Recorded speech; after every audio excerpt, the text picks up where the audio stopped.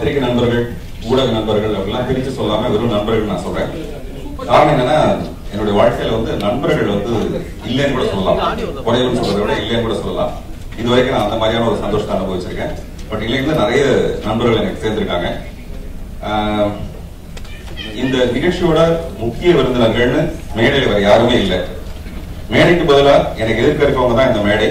அதனால நீங்க தான் இந்த நிகழ்ச்சியோட முக்கிய விருந்தினர்கள். உங்க எல்லாருக்கும் என்னுடைய பணிவான வணக்கம். நான் என்னைக்கு முதல்ல இந்த கிளாப்பை தொட ஆரம்பிச்சனோ அன்னைக்குதான் என் வாழ்க்கையில வந்து ஒரு பெரிய சுபிட்சம். நிறைய இன்னைக்கு நான் கிளாப்ஸ் வாங்குறதுக்கு காரணமே எனக்கு பின்னாடி ஒரே ஒரு கிளாப். அதுக்கு முன்னாடி நான் நடிக்கணும்னு நிறைய போராடி முகவெட்டு சரியில்லைன்னா நம்மளை திருப்பி வச்சிருக்காங்க.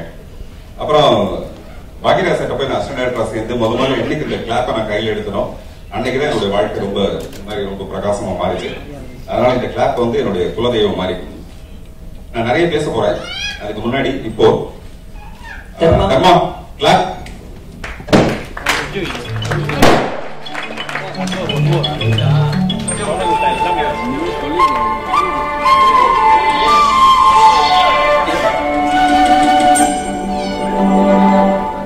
இந்த படத்துல முதல் முறையா நான் நடிக்காம முற்றிலும் புதுமுகங்கள் மட்டுமே நடிக்கிற ஒரு படம்.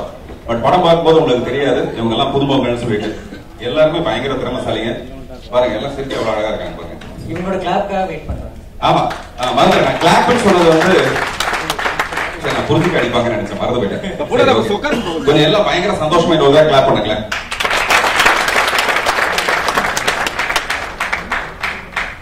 ஓகே, இந்த படம் வந்ததுக்கு அப்புறமேல இவங்க எல்லாம் பெரிய பெரிய ஸ்டார் ஆயிடுவாங்க. எல்லாம் விஜய் சேதுபதி மாதிரி எல்லாம் பெரிய பெரிய ஆளாயிடணும்னு சொல்லிட்டு என்னுடைய வாழ்த்துக்கள்.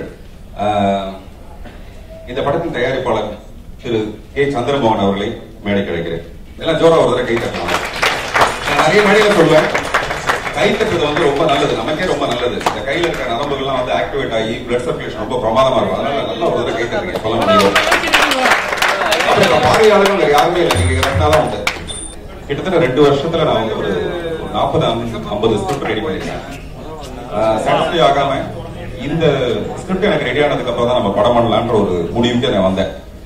வந்த உடனே நான் முதல்ல மதன் கார்கி கூப்பிட்டு ஒரு யங்ஸ்டரா அவருக்கு இந்த ஸ்கிரிப்ட் என்னவா இருக்கு அப்படின்னு சொல்லி காட்டுறதுக்காக அவர்கிட்ட அந்த இதுல கதை இல்லை, அதனால என்ன சொன்னேன்னு எனக்கு தெரியாது.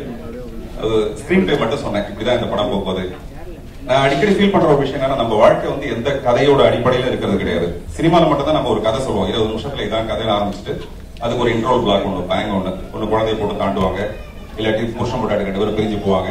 அப்புறமேல செகண்ட் ஹாஃப்ல வந்து நம்ம போட்ட முடிச்செல்லாம் லேசா கழட்டிட்டே வந்துட்டு ஒரு ப்ரீ கிளைமேக்ஸ்ல வந்து ஒரு ட்விஸ்ட் கொடுத்து அப்புறம் ஒரு கிளைமேக்ஸ் அதில் பட முடியும். இந்த கதை அந்த மாதிரிலாம் இல்ல, நம்ம வாழ்க்கை அந்த மாதிரிலாம் இல்ல. அதனால ஒரு புதுசா ஒரு ஸ்கிரீன் பிளே பண்ணேன். அதை மதன் கார்கி கிட்ட வந்தவன சொல்லி காமிச்சேன். சொன்னோன்னா அவர் கொடுத்த தெம்பு இருக்கு பாத்தீங்களா, அதுதான் அப்படியே ஸ்விங்னு அப்படி ஏறிச்சு. சோ அதனால முதல்ல இந்த ஸ்கிரிப்டோட ஆடியன்ஸ் அவர் வந்து பாட்டு எழுதுறாங்க வேற விஷயம். இந்த படத்துக்கு ஒரு ப்ரொமோஷன் சாங், இன்னும் இந்த படத்துக்கு வந்து மியூசிக் டைரக்டர் யாரும் பிக்ஸ் பண்ணல, யாரு கேமராமேன் பிக்ஸ் பண்ணல, யாரு ஆர்ட் டைரக்டர் பிக்ஸ் பண்ணல. இந்த கதையை மாதிரியே வந்து இந்த படத்துல இருக்க நிறைய விஷயங்கள் பிக்ஸ் பண்ணாம, இன்னும் சொல்ல போனா மேடையில இருக்க எல்லாரும் என்ன எல்லாம் புடவை கடை பொம்மை மாதிரி இருக்கீங்க, கை இறக்கிடுங்க. சோ எதுவுமே பிக்ஸ் பண்ணாம இவங்களுக்கு எல்லாருக்குமே யாரு என்ன கேரக்டர் பண்ண போறாங்கன்னு தெரியாது. எல்லாரும் இந்த படத்துல நடிக்கிறாங்க, அவ்வளவுதான். அடுத்தடுத்த காட்சிகள் வந்து வரும்போது நான் உங்களுக்கு சொல்ல போறேன் இதுல என்ன பண்ண போறீங்கன்னு சொல்லிட்டு. சோ அந்த வகையில மதன் கார்கி வந்து இந்த படத்தோட ஒரு ப்ரொமோஷனல் சாங் ஒண்ணு கதை திரைக்கதை வசனம் இயக்கத்தை பேஸ் பண்ணி ஒரு பாட்டு ஒண்ணு எழுதியிருக்காரு. அந்த பாட்டை பத்தி மதனே இப்ப பேசுவார். அனைவருக்கும் பணிவான வணக்கங்கள். முதல்ல நான் வந்து திரு பார்த்திபன் அவர்களை சந்திச்சப்போ எனக்கு வயது 12. புதிய பாதை படம் வந்து முடிச்சுட்டு அவரோட அடுத்த படம் ஆரம்பிக்கிறதுக்காக வேலைகள் அப்பா கிட்ட பாடலுக்காக வந்து வீட்டுக்கு வந்திருந்தாரு. வீட்டுக்கு வந்திருந்தப்போ அப்பா அறிமுகப்படுத்தி வச்சாரு. பாட்டுக்கு வந்தார், தெரியும்பா புதிய பாதை பார்த்துருக்கேன் அப்படின்னு சொன்னா. அப்போ வந்து அந்த சமயத்துல வந்து என்ன நினைச்சுன்னா, அம்மா வந்து வீட்டுல இல்ல, வீட்டுல வேற யாருமே இல்ல வேலைக்கு. நான் வந்து ஏதோ தைரியத்துல ஏதாவது சாப்பிட்றீங்களான்னு சொல்லி கேட்டேன். பார்த்திபன் சாரும் வந்து டீ சாப்பிட்றேன்னு சொல்லிட்டாரு. அதுக்கு முன்னாடி சமையல் ரூமுக்கு போனது இல்லை, டீயும் போட்டது கிடையாது. முறையா ட்ரை பண்ணலாம்னு சொல்லிட்டு நான் போய் எனக்கு தூரத்துல இருந்து அம்மா எப்படி பண்ணுவாங்கன்னு பாத்துருக்கேன்னு சொல்லிட்டு அதை பார்த்துட்டு அதே மாதிரி நான் வந்து டீ பண்ணேன். ஏதோ டீ மாதிரியே இருந்துச்சு பார்க்க, கலர்லாம். கொண்டு போய் அவர்கிட்ட கொடுத்துட்டு அவரோட ரியாக்ஷனே பார்த்துட்டு இருந்தேன். ரொம்ப சந்தோஷமாயிடுச்சு, சிரிச்சாரு.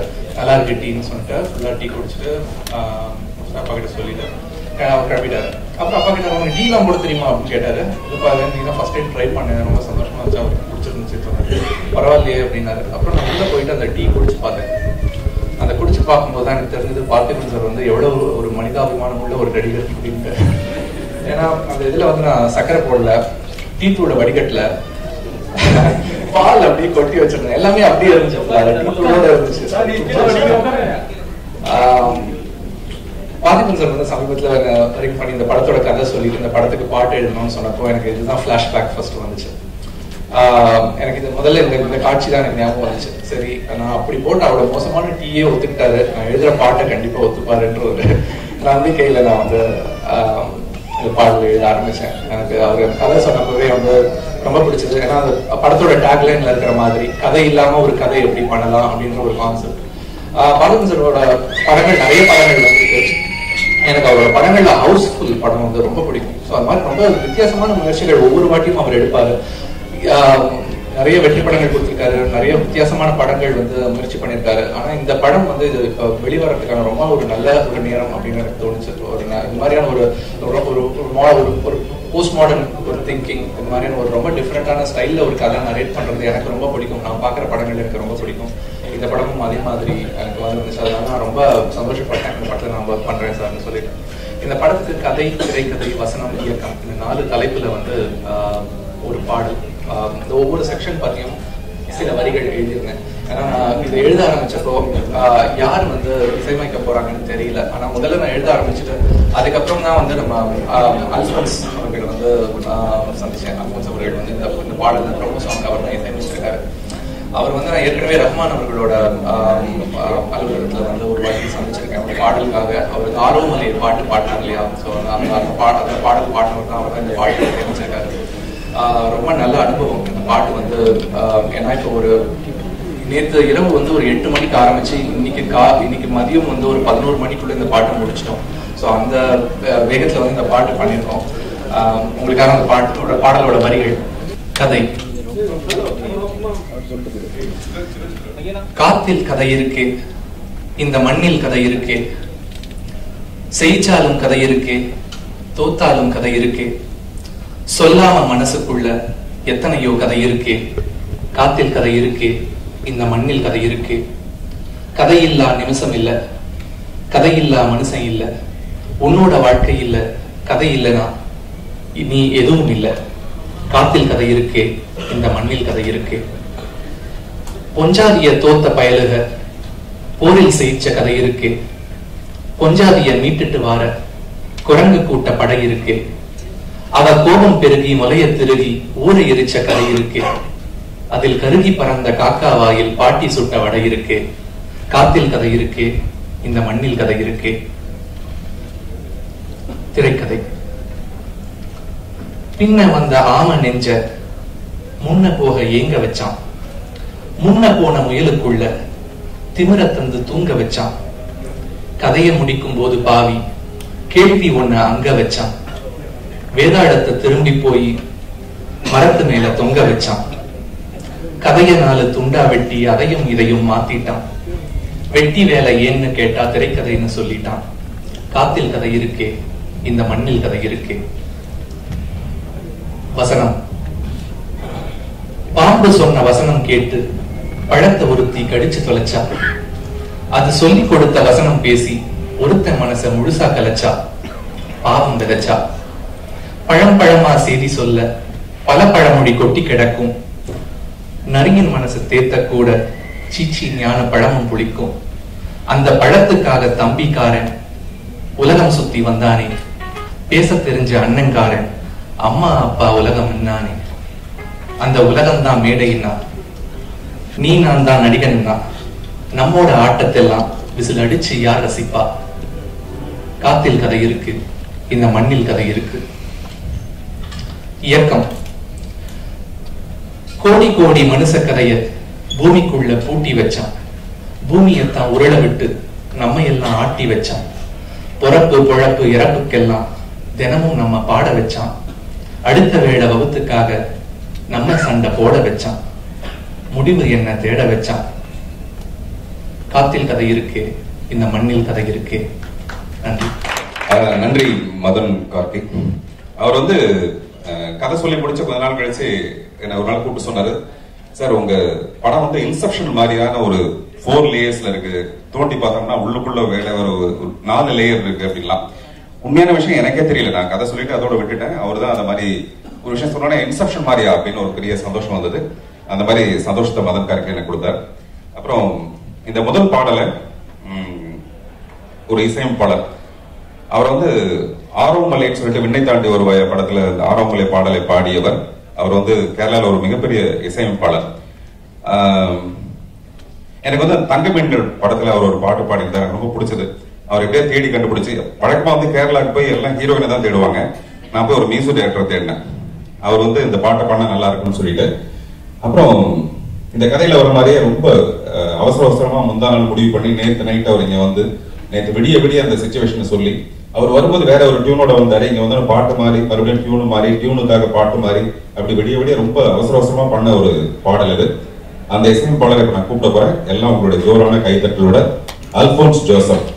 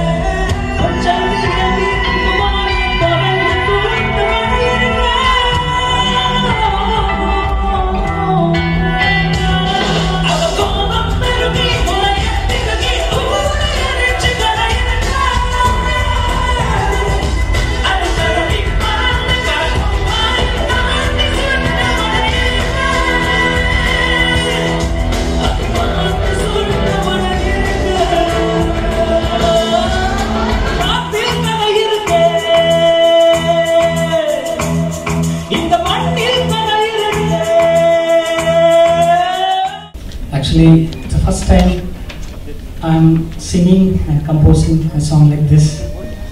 A lot of lines, and yesterday we were sitting together, me and Karthik sir, and I don't know, it came out this way. It's all God's grace. I was a little worried because I didn't get enough time, but God was there to help me and help us. And I wish Parthiban sir all the best and all God's blessing in this movie project. Thank you so much. நான் எதுக்காக இந்த படம் வித்தியாசமான படம்னு சொன்னேன்னா, என்னைக்காவது நிக்கில இவ்வளவு நீட்டா ட்ரெஸ் பண்ணி எப்பாவது பாத்துருக்கீங்க? கமல் சாராலையும் திருத்த முடியாத ஒரு மனிதனை நான் திருத்தி இவ்வளவு அழகா நீட்டா ட்ரெஸ் போட்டு கொண்டு வந்திருக்கேன். அதுல இருந்து தெரியல இந்த படம் ரொம்ப வித்தியாசமான படம்ட்டு. இப்ப மேடை ரெடியாக வரைக்கும் நிக்கில் ரெண்டு வார்த்தை பேசுறாரு. பெரியவர்களுக்கு சபையில் என்னையும் பேச வைத்த என் அம்மா அப்பா மனைவி ஆகியோருக்கு நன்றி. என்னோட சக்சஸுக்கு காரணம் நீங்க தான் இந்த பத்திரிகை மற்றும் ஊடக நண்பர்கள் தான். தொடர்ந்து பல்வேறு படங்கள் பண்ணிட்டு இருக்கும்போது ரொம்ப நாளா பார்த்திபன் சார் படம் பண்ணணும்னு ஆசை. ரொம்ப நாளா கேட்டுட்டு இருந்தேன். இந்த படத்துக்கு வாய்ப்பு கொடுத்து பார்த்திபன் சாருக்கு ரொம்ப நன்றி. இந்த படத்தோட தயாரிப்பாளர் என்னுடைய முதல் 2 படத்தை தவிர அதுக்கப்புறமேல கிட்டத்தட்ட நானே வந்து தயாரிப்பாளர் ஆனதுக்கு காரணம் ரசனையா படம் எடுக்கணுங்கிறது தான் என்னுடைய மிகப்பெரிய ஆசை. நான் இது வரைக்கும் ஒரு 54 படம் நடிச்சு அதுல ஒரு 10 படம் ப்ரொடியூஸ் பண்ணியிருக்கேன். அந்த பணத்துல வேற யாருடைய பணத்துல இல்லை. அந்த மாதிரி ஏதாவது ரொம்ப வித்தியாசமான முயற்சி பண்ணும்போது அது வந்து தயாரிப்பாளர் இருந்து நமக்கு இடைஞ்சல் வரக்கூடாது அந்த ஒரே காரணத்துக்காக தான் நான் தயாரிப்பாளர்னே தவிர மற்றபடி நிறைய பணம் சம்பாதிக்கணும் அந்த மாதிரிலாம் விருப்பம் எனக்கு இல்லை. இப்போ இந்த கதை எனக்கு கையில கிடைச்சதுக்கு அப்புறமேல யாராவது ஒரு தயாரிப்பாளருக்கு கூட இருந்தா நல்லா இருக்குமேன்னு சொல்லிட்டு ஆசைப்பட்டேன். பட் கதையே இல்லாத ஒரு படத்தை போய் நம்ம யார்கிட்ட போய் சொல்லி இதுதான் கதை அப்படின்னு நினைக்கிறது அப்படின்னு சொல்லிட்டு இந்த படத்தோட தயாரிப்பாளர் பேர் வந்து திரு கே சந்திரமோகன் அவர்கள். ஆனா நான் அவரை சுருக்கமா மோகன் சொல்ல போறேன். ஆனா மோகன் சொன்னாலும் அது சந்திரமோகன் தான், வேற எதுவும் இல்லை. அவரை சமீபத்தில் ஏதோ ஒரு ஃபங்க்ஷனுக்காக போயிருக்கும்போது பார்த்தேன். தொடர்ந்து அதுல இருந்து ஒரு சின்ன நட்பு ஏற்பட்டது. நிறைய பேசணும். அப்போ அவங்களுக்கும் படம் தயாரிக்கணும்னு விருப்பம் இருந்தது. அப்போ அவர் சொன்னார், ஏதோ ஒரு கதை சொல்லுங்க சார், நம்ம ஒரு படம் எடுக்கலாம் அப்படின்ட்டு. நான் ஒரு கதை சொன்னேன் ஒரு நாள். ரொம்ப நல்லா இருக்கு சார், இதை படம் எடுக்கலாம் அப்படின்னாரு. அப்புறம் நெக்ஸ்ட் டே போனோன்னே நெக்ஸ்ட் டே நான் வந்து இன்னொரு கதை சொன்னேன், இது ரொம்ப நல்லா இருக்கு சார், இதை படம் எடுக்கலாம் அப்படின்னாரு. அப்புறம் 3வது நாள் வந்து 3வது கதை சொல்லலாம் அப்படின்னு நான் நினைச்சிட்டு இருந்தேன். அப்போ அவருடைய நண்பர் யாரோ ஒருத்தர் வந்து, சார் பார்த்திபன்ட்ட வந்து கதை திரைக்கதை வசனம் இயக்கம்னு சொல்லிட்டு ஒரு படம் இருக்கு, அதையே நீங்க கேட்கக்கூடாது அப்படின்ட்டு. அது ஏதோ ஒரு அசரீடி மாதிரி எங்க வந்து நான் பக்கத்துல உட்காந்துருக்கேன். உடனே அவர் என்கிட்ட கேட்டாரு, ஏன் சார் உங்ககிட்ட ஏதோ கதை திரைக்கதை வசனம் இயக்கம்னு ஏதோ ஒரு ஸ்கிரிப்ட் இருக்காம. நான் சொன்னேன், நீங்க ஒரு தடவை வரும்போது கதை கேட்டுட்டு இருக்கீங்க சார், அந்த படத்துல கதையே கிடையாது, நான் எப்படி உங்ககிட்ட சொல்வேன், அதுல கதையே இல்லாத ஒரு படம் அது அப்படின்னு. உடனே அவர் சொன்னார், இல்லை சார் அந்த படத்தை நம்ம எடுப்போம், நீங்க எனக்கு கதையை சொல்ல வேண்டியது. எனக்கு தெரிஞ்சு மிகப்பெரிய இயக்குநர்களை உருவாக்குனது வந்து புதுசா இந்த துறைக்கு வர தயாரிப்பாளர்கள் மட்டும்தான். பெரிய பெரிய பேனர்கள்லாம் பாத்தீங்கன்னா பெரிய ஆர்டிஸ்ட் வச்சு படம் எடுப்பாங்க, இல்லாட்டி அதுக்கு பின்னாடி ஏதாவது ஒரு வியாபார தந்திரம் இல்லாம அந்த படத்தை எடுக்க மாட்டாங்க. அது பாரதி ராஜாவுடைய அறிமுகமா இருந்தாலும் சரி, பாக்யராஜரோட அறிமுகமா இருந்தாலும் சரி, என்னுடைய அறிமுகமா இருந்தாலும் சரி, இவங்க எல்லாமே புது தயாரிப்பாளர்கள். சினிமாவுக்கு வந்து ஏதாவது ஒரு ரசனையோடு நம்ம ஏதாவது செய்யணும்னு ஆசைப்படுறவங்க மட்டும்தான் இந்த மாதிரி தயாரிப்பாளர் நம்ம கிடைக்கிறாங்க. அழகி உட்பட எல்லா படங்களுமே. அந்த வரிசையில இது என்ன கதை, நான் என்ன படம் பண்ண போறேன், எதுவுமே அவங்களுக்கு தெரியாது. இந்த தலைப்பை தவிர ஒரு எதுவுமே தெரியாது. ஸோ முழுக்க என் மேல இருக்கிற ஒரு நம்பிக்கையில இந்த மாதிரி ஒரு மிகப்பெரிய வாய்ப்பை எனக்கு கொடுத்துருக்காங்க. கதையே இல்லாத கதைன்னு சொல்றீங்களா, அதுக்கு விளக்கம்? அதான் சார், நான் முதல்ல ஆரம்பிக்கும் போது சொன்னேன், நம்ம வாழ்க்கை வந்து எந்த கதையோட அடிப்படையிலும் இல்லை.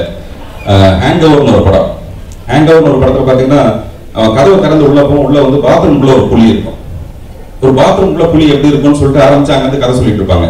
அடுத்தடுத்த சுவாரஸ்யமான விஷயம் லைஃப் ஆஃப் பைன்னு ஒரு படம். அதுல பாத்தீங்கன்னா ஒரு புலியும் ஒரு மனிதனும் மட்டுமே அந்த கடலுக்குள்ள போயிட்டு, அது ஒரு கதை கிடையாது, அது ரொம்ப சீக்கிரமா முடிச்சு போற ஒரு விஷயம். ஒண்ணு அதை அடிச்சு சாப்பிட போகுது, அவ்வளவுதான்.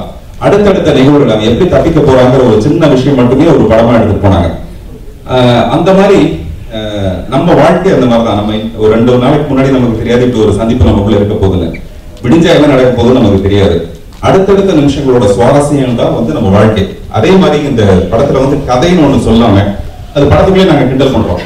ஒரு கேரக்டர் கேட்பாரு, இந்த மாதிரி ஏன்பா 120 ரூபாய் கொடுத்து டிக்கெட் வாங்கிட்டு வருவோம், கதை எங்கன்னு கேட்டா என்னப்பா பண்றது அப்படின்னு கேட்பாங்க படத்துக்குள்ளேயே. அப்ப இன்னொருத்தர் சொல்லுவாரு, நம்ம வந்து புத்திசாலித்தனமா டைட்டிலேயே வந்து a film without a story அப்படின்னு போட்டோம்னா சரியா போய் ஆடியன்ஸை நம்ம டியூன் பண்ணி கொண்டு வந்துடலாம் அப்படின்னு சொல்லிட்டு. இதெல்லாம் படத்துக்குள்ளேயே நாங்க பண்ற சித்து வேலை. ஆனா என்னன்னா ஒரு இன்ட்ரெஸ்டிங்கான ஸ்கிரீன் பிளே மட்டும்தான். நான் அதுதான் இந்த படத்துல ஒரு சேலஞ்சா எடுத்துக்கிறேன். பழைய உதவின்னு ஒரு படம் எடுத்துக்கிட்டோம்னா, ஒரு கிறிஸ்தவ பெண்ணு ஒரு பிராமண பையன் 2 பேரும் லவ் பண்ணா டெஃபினட்டா அவங்க அண்ணன் ஒத்துக்க மாட்டான், வெட்ட போறான், அல்லது ஒத்துக்க போறான். இது 2 நோக்கி தான் அந்த படம். புதிய பாத்தீங்கன்னாலும் அதே மாதிரிதான். சோ இந்த விஷயம் அந்த மாதிரிலாம் இல்லாம அடுத்த சீன் என்னன்னு யாருக்குமே தெரியாது. நான் உங்களுக்கு கதை சொல்ல மாட்டேன், இன்ட்ரோ வரைக்கும் கூட இது வரைக்கும் என்ன கதை வந்ததுன்னு யாருக்குமே தெரியாது. சோ அந்த மாதிரியான வெறும் நிகழ்ச்சிகளின் தொகுப்பா மட்டுமே. ஆனா அது ரொம்ப சுவாரஸ்யம் இல்லைன்னா நான் மாட்டிக்குவேன். அதனால அந்த ரொம்ப சேலஞ்சிங்கான ஒரு ஸ்கிரிப்டா இருக்கு இந்த படம். அதுதான் என்ன படம் பண்ண வச்சது. இப்போ கதை இல்லைன்னு சொன்னீங்க, ஆனா அதே நேரத்துல இங்க நிறைவு பரிசு கொடுத்தீங்க எல்லாருக்கும். அதுல கூண்டுக்குள்ள வந்து பொக்கே இருக்கிற மாதிரி இருந்தது. அதுக்குள்ள அது என்ன சார், அது கதை சம்பந்தப்பட்ட இல்ல, கூண்டுக்குள்ளேயும் படம் எடுத்துட்டாங்க. அது கூண்டு பூக்கள்னு யாரும் எடுத்தது இல்லைங்களா, அதுக்காக கூண்டு பூக்கள்னு கொடுத்தோம்.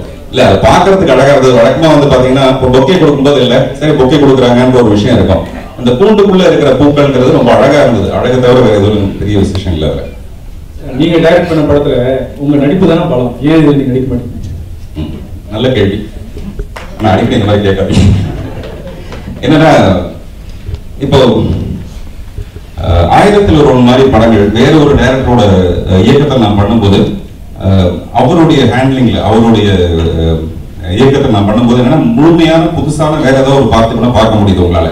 ஆனா அதுவே நான் டைரக்ட் பண்ற படங்கள்ல ஹவுஸ்ஃபுல் ஒரு படத்துல நான் வந்து ஒரு கிட்டத்தட்ட ஒரு 70 வயது மனிதரா ஒரு முதியவரை நான் ஆக்ட் பண்ணியிருப்பேன். அந்த படத்தை யாருமே அக்செப்ட் பண்ணலைங்க, எங்க அம்மா உட்பட. எங்க அம்மா என்ன சொன்னாங்கன்னா, இல்லப்பா பார்த்திபன் நல்லா படப்படன்னு வந்து பேசணும், இல்ல நீ உன் படத்துல பேசாம இருந்தா எப்படி பாக்குறதுன்னு எங்க அம்மாவே சொன்னாங்க. அதனால நான் என்னுடைய படத்தை நடிக்கும் போது அதுக்குன்னு ஒரு சின்ன எதிர்பார்ப்பு ஒன்று இருக்கு, என் கேரக்டர் இப்படிதான் இருக்குன்னு சொல்லிட்டு. இப்ப நான் முதல்ல சொன்னேன் கதை இப்படி இல்லை, கேரக்டர் என்னவா இருக்க போது யாருக்குமே தெரியாதுன்னு சொல்லும்போது அதுல நான் நடிக்கிறத விட நடிக்காம இருந்தா புதுசா இருக்கும். அது ஒண்ணு. இது வரைக்கும் நான் செய்யாத ஒரு விஷயத்த செஞ்சு பார்க்கலாமே, முற்றிலும் புதுமுகங்கள் நடிக்க. நான் இயக்கி பார்த்தா எனக்கு வந்து அது ஒரு சேலஞ்சிங்கான விஷயம் மட்டும் இல்லை, புதுசான ஒரு விஷயம் நான் ட்ரை பண்ணலாம். ஏன்னா இவங்களை பத்தின எந்த எதிர்பார்ப்புமே உங்களுக்கு இருக்காது. ஹீரோ இப்படிதான், இந்த படத்துல யாருமே ஹீரோ ஹீரோயின் அந்த மாதிரிலாம் கிடையாது, இவங்க எல்லாமே கதாபாத்திரங்கள், அவ்வளவுதான். சோ அந்த மாதிரி பண்றதுக்கு நான் எனக்கு இருக்கிற இமேஜ் வந்து இடைஞ்சலா இருக்குன்னு நான் முடிவு பண்ணேன். அதனால இந்த படத்தை நான் நடிக்கல. நல்ல கேள்வி. இதுவும் மறுபடியும் நேற்று வந்து நடிகர் ராஜேஷும் சீனு ராமசாமி அவர்களும் வாக்கிங் போகும்போது அந்த போஸ்டர் பார்த்திருக்காங்க. பார்த்துட்டு ராஜேஷ் சொல்லியிருக்காரு, இந்த மாதிரி என்னங்க கதை இல்லைன்னு ஒரு மனுஷன் படம் எடுத்தானா அது எவன் சார் தியேட்டருக்கு வருவான், நம்ம தியேட்டருக்கு போறதே வந்து கதை என்னன்னு தெரிஞ்சுக்கிறது தானே போறோம், என்ன இருந்தாலும் இந்த இப்படி ஒரு அநியாயம் பண்றாரு அப்படின்னு அவர் சொல்லியிருக்காரு. அதுக்கு சீனு ராமசாமி சொன்னாதான், வேற ஏதோ ஒரு கிண்டல் பிடிச்ச ஒரு ஆளா இருப்பாப்ல, கதை இல்லைன்னா அங்க மேல ஏன் கதைன்னு போட்டிருக்காரு, வெறும் திரைக்கதை வசனம் இயக்கம்னு போட்டுக்கலாம்ல, அப்படின்னா அதுக்குள்ள வேற ஏதோ ஒரு கதை இருக்கு அப்படின்ட்டு. என்னுடைய ஆசை என்னன்னா இதை பத்தி பேச வைக்கிறது. வசந்தம் வந்தாச்சு அப்படின்னு ஒரு டைட்டில் வச்சோம்னா அதை பத்தி யாரும் ஒன்றும் பேச மாட்டாங்க, வந்துட்டு போட்டோம் அப்படின்னு விட்டுருவாங்க. அதனால அந்த மாதிரி ஒரு படம் வந்திருக்கா எனக்கு தெரியல, நான் பாட்டுல சொல்லிடுறேன். சோ நீங்க கேட்கிற கேள்வி எல்லாமே இருக்கட்டுமே பாக்குறேன். நீங்க கேட்கிற கேள்விக்கெல்லாம் வந்து அந்த டைட்டிலேயே இங்க போஸ்டர்லயே நான் பதில் சொல்லணும்னு அவசியம் இல்லை. நீங்க தியேட்டர்ல வந்து பார்த்தா தெரியும், படத்துக்குள்ள அதுக்கு இருக்கும் பதில். அது ஆக்சுவலா ராதாகிருஷ்ணன் பார்த்திபன் தான், ரா பார்த்திபனா முதல்ல 6 பார்த்திபனா இருந்தது, அப்புறம் ரா பார்த்திபன் ஆச்சு. அப்புறம் என்னோட அலுவலகத்துல இருக்கிற ஒரே சாமி போட்டோ வந்து எங்க அப்பாவோட போட்டோ மட்டும் தான். நான் சினிமாவில் ரொம்ப பெருசா வரணும்னு ஆசைப்பட்டவர் வந்து எங்க அப்பா. அவருடைய புகைப்படத்தை தான் வச்சு நான் கும்பிட்டுட்டே இருக்கேன். இந்த வெறும் ரா பார்த்திபன் எழுதும்போது எனக்கு தோணும், ஏன் இந்த ராதாகிருஷ்ணன் பார்த்திபனே போட்டா என்ன அப்படின்னு தோணும். நமக்கு எப்பவுமே மனசுல ரொம்ப கஷ்டமும் தோல்விகளும் சந்திக்கும் போது ஒண்ணு போய் சாமியாரை பார்ப்போம், அல்லது வேற ஏதாவது மனசை வந்து கொஞ்சம் தெம்பா வச்சுக்கிறதுக்கு ஏதாவது பண்ணா நல்லா இருக்குமே அப்படின்னு பார்ப்போம். அந்த வகையில தான் வந்து ராதாகிருஷ்ணன் அவர் எங்க அப்பா என் கூடவே இருக்கிற மாதிரி ஒரு ஃபீலிங் இருந்தது. அதனால ராதாகிருஷ்ணன் பார்த்திபன் வச்சேன். நேற்று மறுபடியும் சீனு ராமசாமி சொன்னாரு, அந்த ராதாகிருஷ்ணன் பார்த்திபன் கேட்கும் போதே ரொம்ப நல்லா இருக்கு, இதை வந்து நானா சொல்லல, ஒரு 22 வயசு பொண்ணா மேந்து ரசிச்சு சொன்னாரு அப்படின்னாரு. நிறைய நல்ல நண்பர்கள் எனக்கு இருக்காங்க, பெரிய தயாரிப்பாளர்கள் எல்லாமே இருக்காங்க. நான் வந்து பாக்கியராஜ் சார் வந்து ஒர்க் பண்ணிட்டு வெளியில வந்ததுக்கு அப்புறமே அப்போவே எனக்கு பயங்கர திமிரு. நான் வந்து ஒரு படம் கூட பண்ணவே கிடையாது. அப்ப நான் என்ன நினைப்பேன்னா, நான் போய் யாரையும் பார்க்க கூடாது, நான் போய் யாரையும் அணுகக்கூடாது, யாராவது ஒருத்தர் என்னை தேடி வரணும். அது வந்து நியாயமே இல்லை, ஆனா உண்மையிலே அப்படிதான் நடந்தது. நான் பாக்கியராஜ் சார் வெளியில வந்த உடனே என்னாச்சுன்னா 2 விதமான பிரச்சனை வந்தது. ஒண்ணு, இவன் உருப்படவே மாட்டான், ஏன்னா சொந்த குரு கிட்டே போய் சண்டை போட்டு வந்திருக்காங்கன்னா இவன் எங்க உருப்பட போறான், அந்த மாதிரி ஒண்ணு. இன்னொன்னு, பாக்கியராஜ் சார் ஆரம்பிச்ச படத்தை நிறுத்திட்டு வந்திருக்காங்கன்னா அப்ப இவன் எவ்வளவு பெரிய திறமசாலியா இருப்பான். அந்த மாதிரிதான் KRG உட்பட பெரிய பெரிய தயாரிப்பாளர்கள் என்ன கூப்பிட்டு பேசினாங்க. அப்ப போகும்போது நான் நிறைய கண்டிஷன்ஸ் வைப்பேன், இந்த கண்டிஷன்ஸ்க்குள்ள நீங்க படம் பண்ணா பண்ணுங்க, இல்லாட்டி எனக்கு தேவையில்லை. எனக்கு வந்து ஒரு 700 ரூபாய் வீடு வாடகை, அப்போ அது கூட கட்ட முடியாத ஒரு கஷ்டம். அப்ப கூட KRG கொடுத்த 5000 ரூபாய் செக்கை வந்து நான் 3 மாசம் அப்படியே வச்சிருந்து திருப்பி கொண்டு அவரை கொடுத்துட்டு வந்தேன். அந்த மாதிரி அப்பவே அப்படி இருந்தேன்னா இப்ப போய் யாருக்கிட்டையும் வாய்ப்பு கேட்கிற நிலைமை எனக்கு இல்லை. நான் சொந்த படம் தயாரிச்சுன்னா நம்ம அதிலே சொன்னேன், இதுக்காக என்னுடைய பணத்துல இப்ப கூட எனக்கு ஃபைனான்ஸ் பண்றதுக்கு ஆள் இருக்காங்க, அது ஒரு பெரிய விஷயம் இல்லை. ஆனா என் மேல யாராவது ஒருத்தர் நம்பிக்கை வச்சு இந்த படத்துல இன்வெஸ்ட் பண்ணாங்கன்னு வச்சுங்களேன், அதுல என்னுடைய பொறுப்பு இன்னும் கொஞ்சம் கூடுதலா இருக்கும்.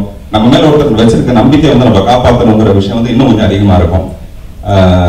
இதெல்லாம் ஒரு காரணம். யாராவது என்ன இந்த ஆடியோ ஃபங்க்ஷன்லாம் அடிக்கடி கூப்பிட்டா எனக்கு பயங்கர கோவம் வரும். நான் சொல்லுவேன், அப்ப என்னுடைய அறிவு வந்து வெறும் ஆடியோ லான்ச்சுக்கு மட்டும்தான் பயன்படும் நினைக்கிறீங்களா அப்படின்ட்டு. இதெல்லாம் வந்து அவங்களுக்கு நோகானும் பரவாயில்லன்னு சொல்லிட்டு அப்போ நான் எப்பாவது கிடைக்கிற கேப்ல வந்து குத்தி காட்டுறேன். சினிமால எப்பவுமே அப்படிதான், மார்க்கெட்ல ஜெயிச்சவனா இருந்தா டெஃபினட்டா அவங்களை வச்சு படம் பண்ணுவாங்க. பட் இந்த புது தயாரிப்பாளர்கள் என்ன இருக்குன்னா, அவங்களுக்கு இருக்கிற பேஷனோட யாராவது ஒருத்தர் இவன்ட்ட நிறைய திறமை இருக்கு, அப்புறம் ரொம்ப மார்க்கெட்ல இருக்க ஒருத்தரோட இவங்க பின்னாடி போகவும் தயாரா இருக்க மாட்டாங்க. அதுக்காக ஒரு வருஷம் காத்திருக்கிறது, நமக்கு அவங்களுக்கு ஒரு சின்ன மனப்பூர்வமான ஒரு இணக்கம் ஒன்று இருக்கணும். அது வந்து சில நேரத்தில் ஏற்படாது, இந்த தடவை ஏற்பட்டிருக்கு. அது திரு மோகன் அவர்களுக்கும் கே சந்திரமோகன் என்கிற மோகன் அவர்களுக்கும் எனக்கும் ஏற்பட்டிருக்கு. நன்றி.